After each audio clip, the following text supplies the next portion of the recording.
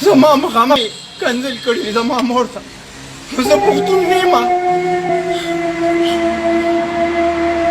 پښتون خو په کنځلو باندې ځان وژني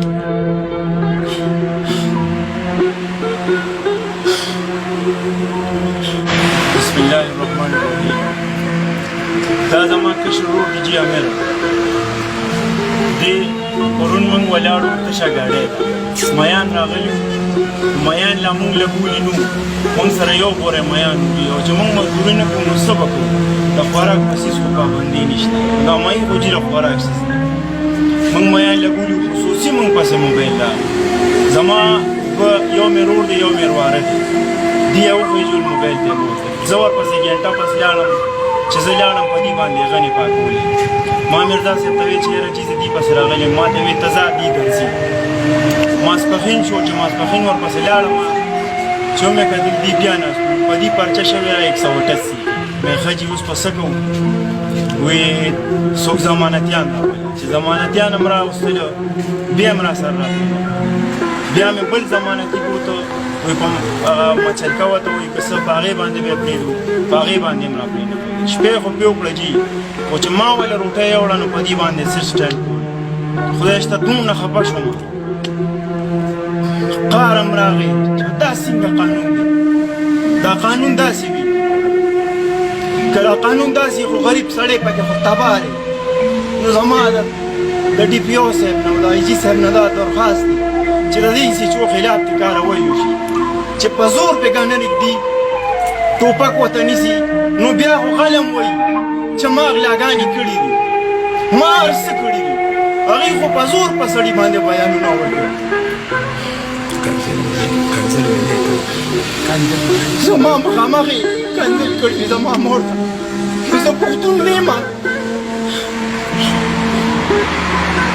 پښتون خو په کنځلو باندې ځان وژني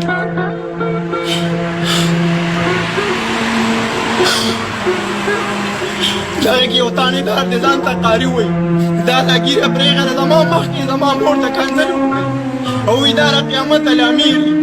نو د خدای ظالمانو دا را قیامت الامیر لري نو څه دي په زور به راباندې ټوپک ګیري وي ووایه چې تا نه میان وي دا ولې دا صحیح خبره وکړه صحیح خبره وکړه چې غریب سړی به څه کوي څه امداد خو موږ نه حکومت نه دی راکړی او د موږ په کور کې 33 کسان دي نو ولې موږ به څه خورو چې موږ مزدوري نه کوو په موږ باندې هر څه بند کړي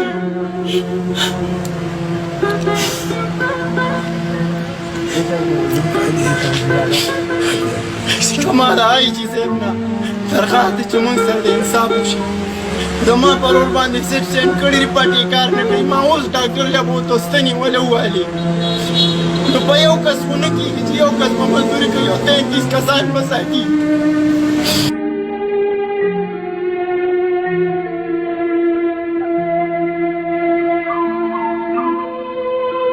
د شیخ ملتون تاڼه رجي عجب دوراني اسی چورې ډېر زیاتې یې کړلې زما د آی جي صاحب نه او د ډي پي او صاحب نه او د وزیر اعلی صاحب نه دا درخواست دی چې موږ سره د انصاف وکړي او موږ لرې امداد هم راکړي موږ خو کار نه شو کولی موږ لرې فورا امداد راکړي کنې که کار کوو نو دا خلک هم بوځي او هلته مخې وټاکوي او چې صحیح خبره کوې نو بیا راباندې شپې هم په تاڼو کې کوي په تاڼه کې باندې شپه کوي